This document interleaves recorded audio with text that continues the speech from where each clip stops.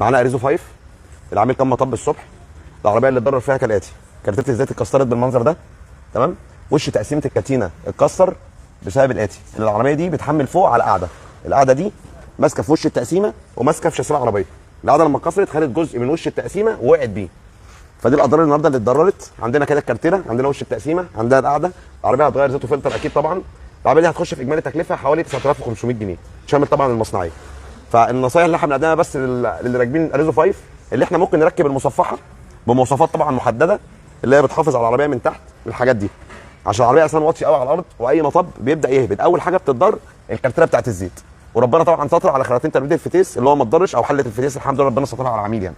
فالحمد لله. فاحنا بس بنقول ان احنا ممكن نركب مصفحه هتحمي الجزء السفلي من العربيه وربنا يسترها على الجميع. مصفحه مش هتسخن العربيه؟ لا ما بتسخنش. جربتها عشان كده اصلا معمول لها فتحات تهويه تقريبا في اغلبيتها او اكتر من نصها.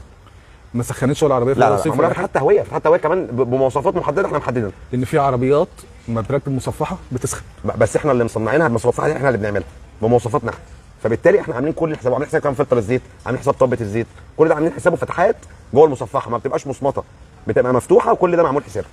العربيه لو في الضمان ودخلت التوكيل وهي مركبه المصفحه البلدي دي، تمام، انا بسميها بلدي، المصفحه البلدي دي هتاثر عليها في الضمان؟ ما تخرجش من الضمان خالص ولا تعليق؟ ما ولا تعليق ولا تخرج حاجه من الضمان. بس ممكن الضمان يرجعك يقول لك فكها بره وتعالى اعمل لك الصيانه، او افكها لك ومش هركبها، اسيبها لك وانت روح ركبها بره.